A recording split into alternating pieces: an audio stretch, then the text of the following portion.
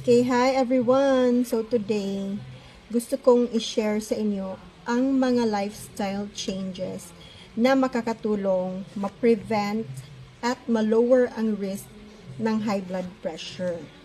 Number 1 po is kumain po tayo ng more fruits and vegetables. Next is sit less, lalo na pag nagtatrabaho tayo or nasa bahay lang tayo na lagi na tayong umuupo. So, incorporate po natin yung stretching breaks every 2 hours po. Tapos, be more physically active. Exercise po or walking, okay na din yun everyday. Tapos, pag may appointments po tayo sa ating mga healthcare professionals or check-ups, sundin po natin yung schedule natin sa kanila.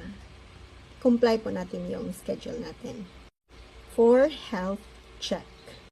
And then, if mag-walking po tayo everyday, 30 minutes straight na walking, considered na din po yun na moderate kind of exercise that can significantly benefit your health.